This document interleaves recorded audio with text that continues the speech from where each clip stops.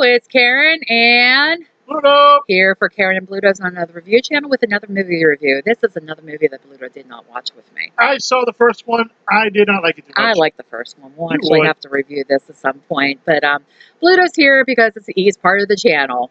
What else am I going to do? Yep. Eat? So, this movie is Happy Death Day to You.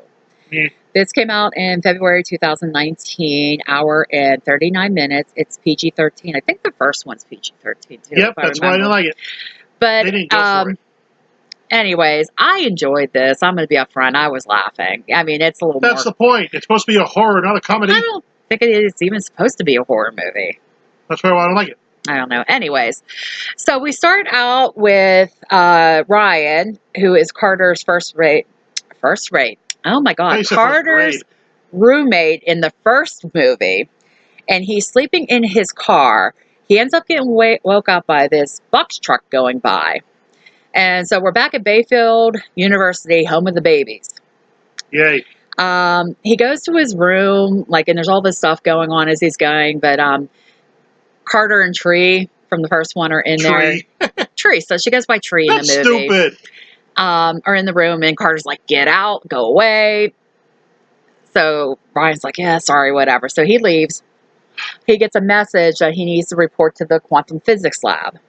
So he goes over to the lab, and something happened the night before where they had this peak of power for this project. Peak of power. Peak of power, I said. Oh, as you're scratching your nose. My nose is itchy. I'm sorry. Okay. Sorry.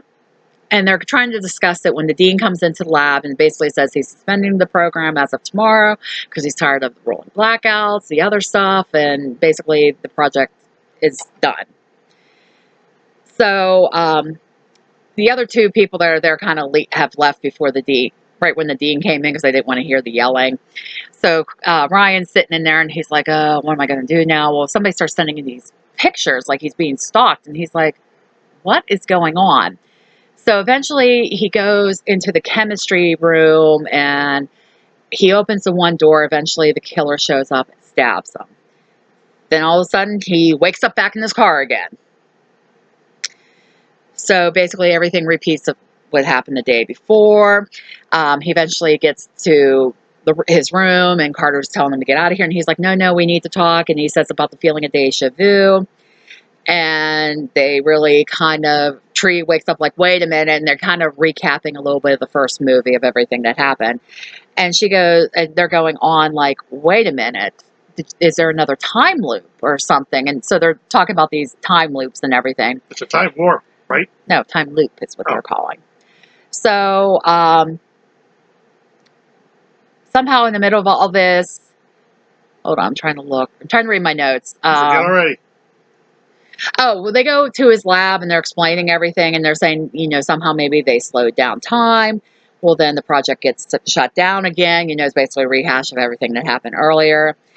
So Carter says, okay, we got to keep Ryan alive for the day. So he goes, let's find the safest possible place to go and ride it out. So they go to the basketball game. Well, it ends up that there's a fire alarm that goes off and everybody has to leave the building. They were also making fun of who has a baby for a mascot, which I thought was kind of funny. If you've seen the first one, you know about the mask and everything the killer wears. That mask is weird. So it's not scary. They're all trying to leave. All of a sudden, the killer starts tracking Ryan. Eventually, Tree shows up, knocks him out, and here they unmask him, and it's Ryan. There's two Ryans. So this killer Ryan, I guess is the best way to put it. Almost like the movie you reviewed before this. Yeah. Says about he's there, Ryan has to die, he's trying to close all the loops. And Ryan's like, no, I'm not, I don't need to die. And then everybody else shows up and it starts getting all confusing. Ryan powers up the machine. I'm confused. And all of a sudden we are back at the beginning of the first movie. The movie, it ends up sending her back to her birthday, which was the day before. So she wakes up in Carter's room again. Everything's kind of going. And she's like, she corners Ryan. She's like, you need to fix this. And Ryan's like, who the hell are you? And really? they start walking and trying to go back to her sorority house. But things are different. Some of the stuff that happened in the first movie didn't. This doesn't erase the first one, does it? No. Okay. No. So basically it comes out, if you've seen the first one, her roommate Lori is the killer in the first one. Yep. And she goes up to corner Lori, and Lori's like, "What are you talking about? Happy birthday! I didn't bake you a cupcake. Whatever." And so Tree's like really, really confused. Well, then it turns out that she ended up jumping to a different dimension. So things are different in this time loop dimension, whatever you want to call it, including the fact that her mother is alive. So she kind of like gets worried about things, like she doesn't want to go back. Like Ryan's trying to figure out how to get things straightened out and everything, but then she changes her mind. She doesn't want to go back. She wants her mom, but at the same time, she doesn't have Carter as her boyfriend because Carter is dating her one sorority sister, Danielle, Aww. who is supposed to be the nicest person in the world in this movie. Not the way she is in reality.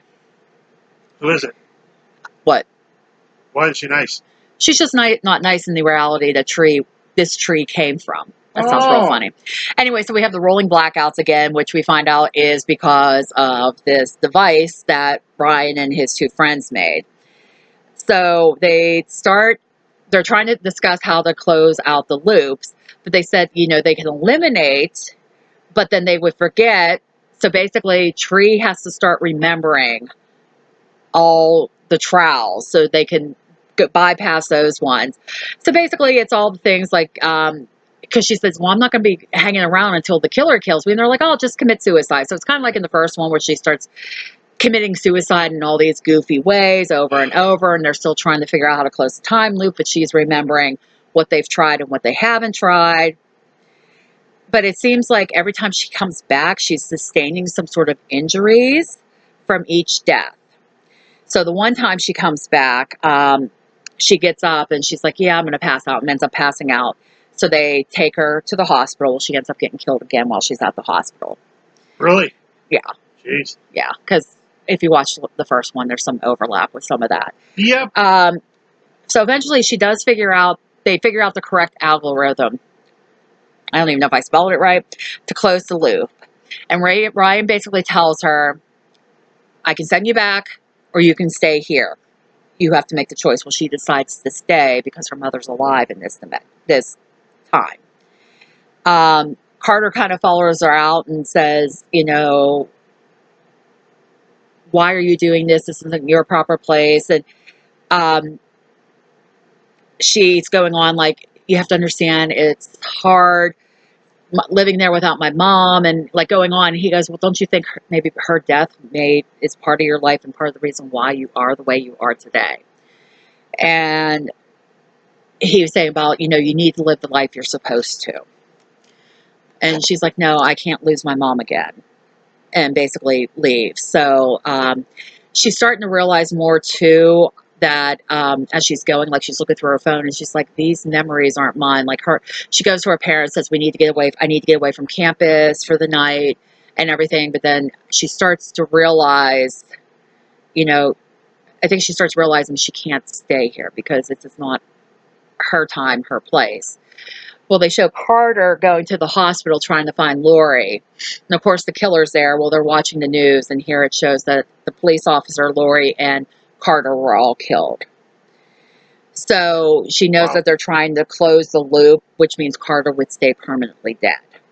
So Tree takes off in the car, and they had passed an electrical plant on the way to where they were going. And she basically wrecks the car to stop the power. She kills herself, and they don't close the loop. So then the day starts over again. She looks at Carter and goes, that's the last time I ever died for you. And he's looking like, what the hell are you talking about? So the more she was thinking about it, she decides to go back to where she belongs. And they're trying to get everything going. Well, the dean shows up early and shuts down the project and takes everything. So they come up with a plan to steal the item back so they can get everything, close the loops, get her sent home. Well, this is kind of too where Tree says, because they're all like, well, just commit suicide and we'll start over again. And Tree goes, no, I'm getting weaker every time I come back. And I don't know if the next time I'm not going to come back. So then they start figuring out how to get the device back. they're getting things figured out, and Tree's looking at the time, and she's realizing needs to save Lori. Are you falling asleep on me? No. So Tree goes, I need some time. She goes to the hospital to stop the killer. And what it was in the first one, there was a serial killer that was taken to the hospital. Give her coffee. And they were her roommate, Lori, was trying to make it look like he was the killer. Well, they kind of do the same thing in this one. So, but there's another killer. So she goes to the hospital. She's able to save Lori, shoot the serial killer, save the police. And they're trying to leave, and Tree figured out the killer is Gregory. That is their doctor from the first one. I got that right from the first one. Right, because you said that in the first one. I'm like, nah, it's not him. But anyways, because she's going over about how everything was and what his plan was, but he goes, you didn't count on one thing, and here his wife shows up and actually shoots Lori. But then Gregory turns around, shoots his wife, and says, oh, I forgot to tell you I wanted a divorce. So Tree's trying to escape Gregory. They're kind of fighting. They end up, I think, in the MRI room, CT scan room, something with magnets. So basically, like, he's holding a gun, getting ready to shoot her, while she's holding a screwdriver, because I don't know what she's going to do, because he's joking about her bringing a screwdriver to a gunfight. Yeah, well, they didn't screw in this one. The first one they did. But anyway, she reaches up and triggers the whatever MRI, CT machine, whatever's behind her. There's a wheelchair that crushes Gregory against the machine, and he can't shoot the gun because the magnet is holding his hand up. And she takes the screwdriver, lets it loose, and it stabs him in the heart. Won't the screwdriver go to the magnet? Yeah, that's why she let it go, so the magnet could take it, and then she shut it off. I follow. Well, basically, Lori, they're able to save Lori, even though she got a gunshot, they got to get her, in the surgery and everything. And Tree kind of apologizes for things not being different. Like, she started making amends with a few things. And then Carter shows up at the hospital. And Carter's like, are you really going back? And she's like, yeah. And they end up kissing because he's like, were we involved or anything? Or did we know each other? And she kisses him. Well, then she says that she's only going back for him. Oh. And then, they eventually get everything going. They're able to get the machine up and running before the dean interferes again. And all of a sudden she wakes up and she's back where she belongs. So she made it back to her dimension, and that's convenient. Kind of how it ends. There's a little thing during the credits, though, where I guess they all got consequence and have to do like litter pickup around the campus or something.